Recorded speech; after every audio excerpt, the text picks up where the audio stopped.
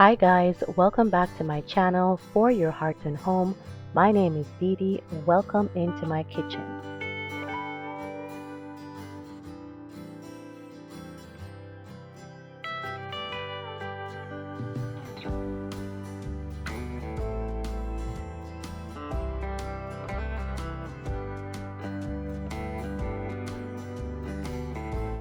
Today, I'd like to talk to you about what I've learned as a mom of three over the last 13 years. When I first became a mom, I was experiencing a perfectionist complex. I wanted to do all the things and be all the things to my new little family. Raised in a home that thrived on routine, it was imperative in my mind that I not let go of the patterns of old. Couple that with my desire to compare myself to other moms, it was a downward snowball that was getting bigger than I could imagine. I became a mom after I had finished my college degree and my master's and had already had several years of career building time in the classroom.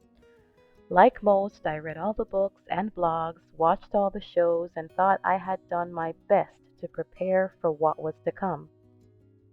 If I could sit with myself as a young mom, I would tell her that you are enough, you are doing enough, and you are impacting your family way more than you can even imagine.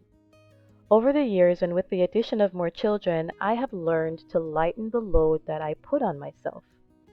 I still want many of the same things I wanted back then, but I see things differently now.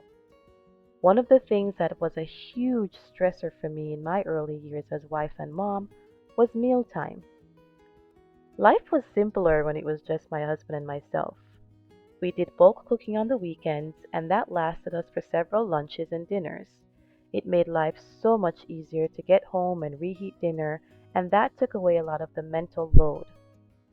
With children, it got a bit trickier and meal routines became less predictable, and I found myself wondering every night, so what's for dinner? At that time, it helped me to adopt the physical meal planning practice. Having just a few meals planned a week was enough to get me into a rhythm. Then I started planning the entire month of meals.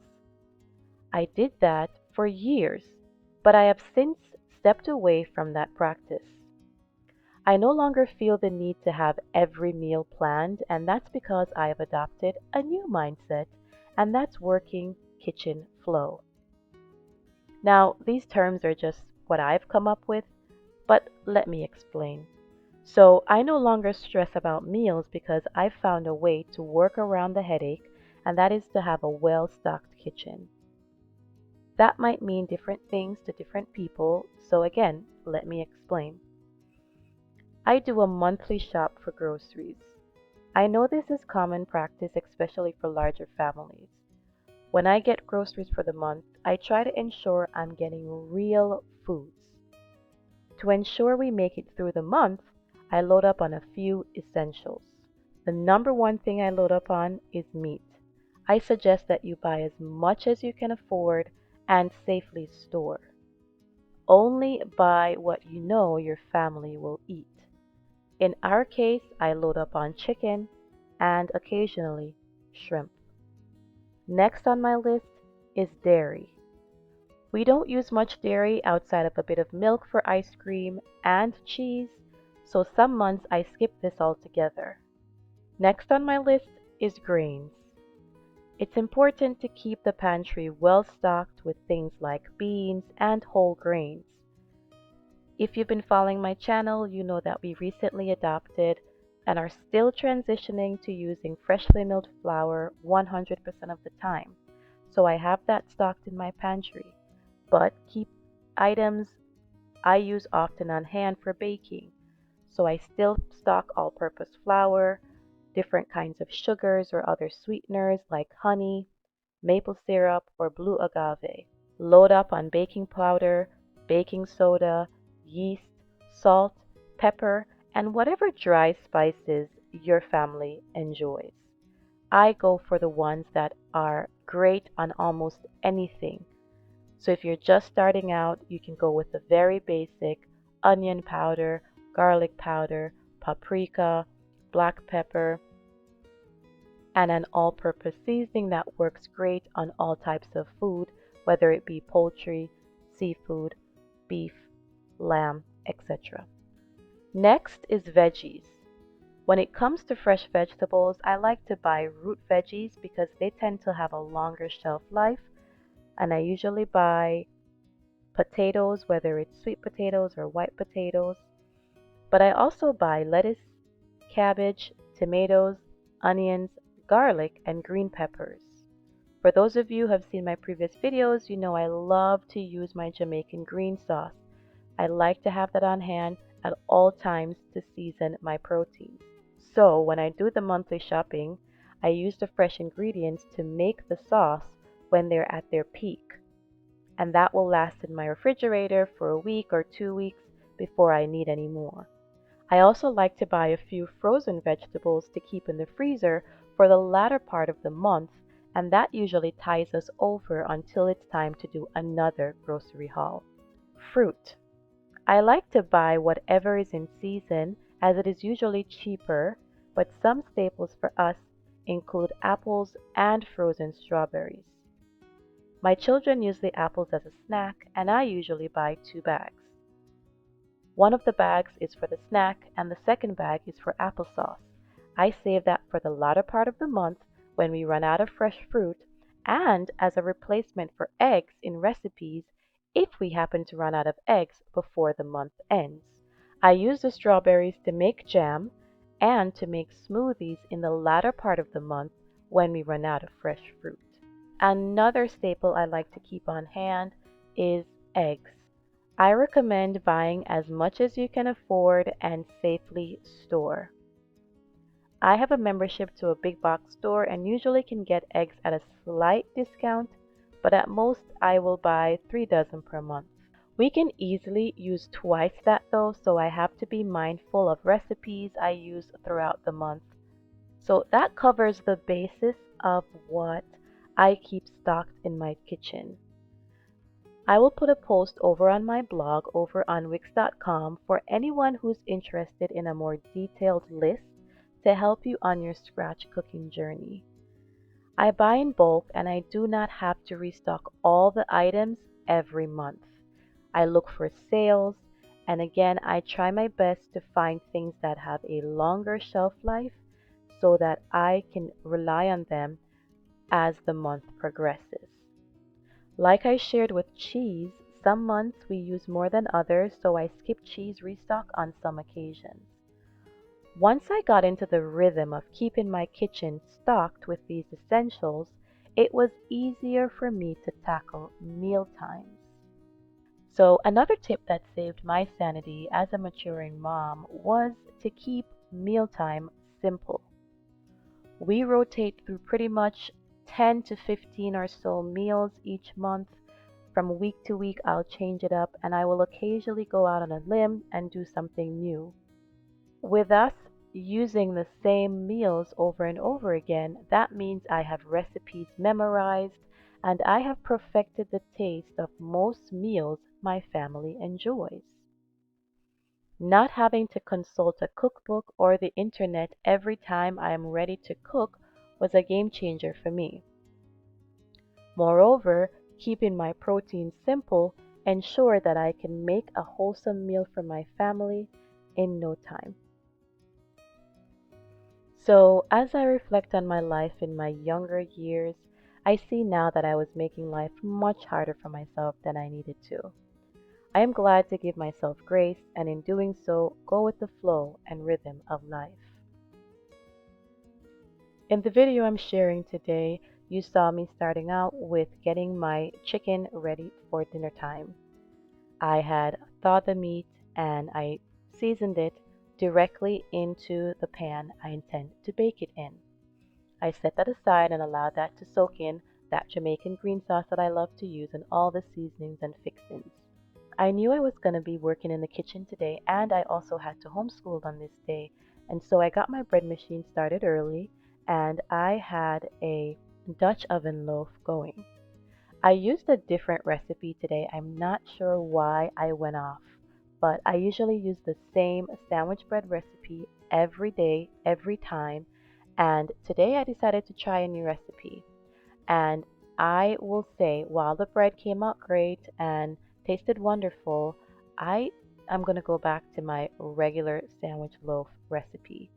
I think I might have added too much flour in this recipe, but my dough and my loaf was a lot denser than I wanted it to be.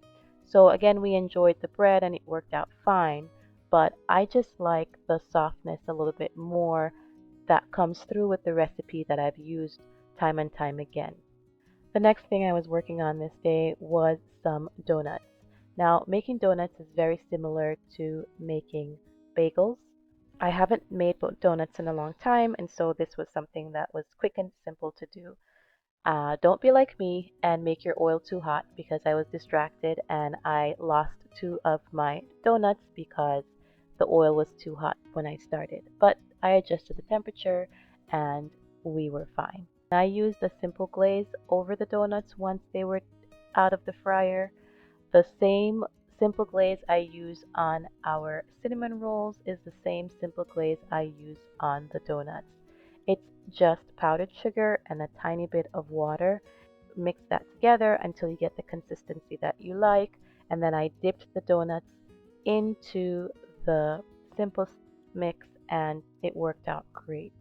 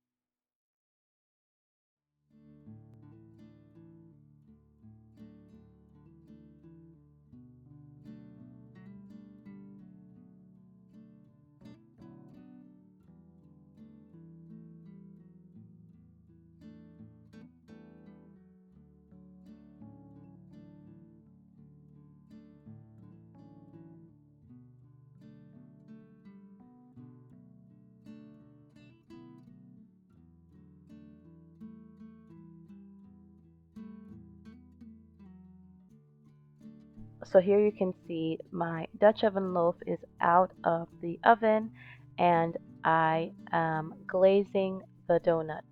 These were great, very simple, and my kids enjoyed them very much.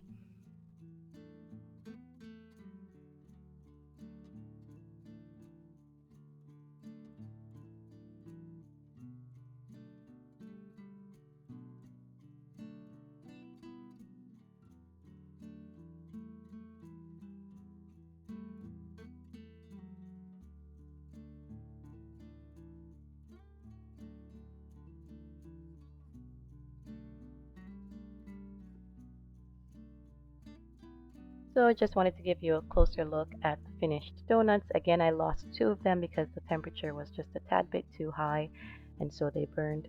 And then here's the Dutch oven loaf. Again, it worked out great. It was fine. But I'm not in love with that recipe and so I will not be using that recipe again. So by this point in the daytime, it was time for dinner, and here we had a bit of leftovers. So as you can see, I prepared the chicken earlier in the day. I left it in the baking pan to soak, and now it's finished. We had some leftover pasta. We also had some leftover quinoa and beans, but it wasn't enough for everybody to get what was there. So I decided to add a fresh salad as well as some mashed potatoes. And so they were able to choose their sides to go along with the chicken. And it worked out great. It was a great opportunity to clean out the refrigerator of any leftovers, and it also provided a bit of variety.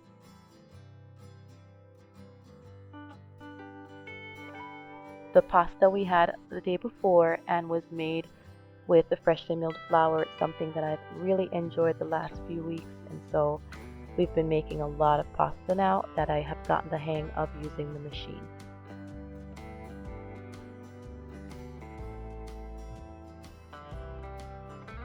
So there you have it, guys, our dinner for the night.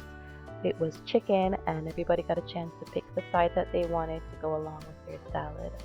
Thank you so much for joining me today, and I hope you got some encouragement from what I've learned as a mom to three over the last 13 years.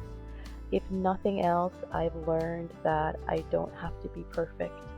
Everything doesn't have to match up or align with what other families are doing. I've learned to be more introspective and to be less harsh on myself, and I've grown in that area. I have really gotten to the point where I can say, okay, we're doing what's best for our family, and this is what works for us. And it's really important, especially in today's time, to turn off a lot of the noise because we are bombarded with so much all day long in every aspect of our lives. And it's really hard to stay in tune with our family morals and our family values when there's so much going on. And I'm just grateful that I have this life that allows me to really, in fact, tune out much of the noise, allows me to zoom in on the needs of my family and the needs of myself because I was neglecting that for a while as well. And now I feel more in tune with myself, more in tune with my family. And one way that I can serve them best is by providing them with hearty and rich meals that are timeless. Again, if you'd like a detailed list of things that you can store in your pantry, I'll be working on a blog post over on Wix.com on my blog, and I will share that link in the description box if you are interested. I'm also sharing a lot of the recipes that I have adopted for myself over on my blog. So if you're interested in a printed recipe for a lot of the things that I use in our kitchen, you can go over to the blog and you can access them there. If you have any questions, if you have any comments, please feel welcome to leave a comment below, and I will be sure to see it and respond to it. So once again, I know your time is precious. Thank you so much for spending some time with me in my kitchen today. I look forward to seeing you in the next one. All the best.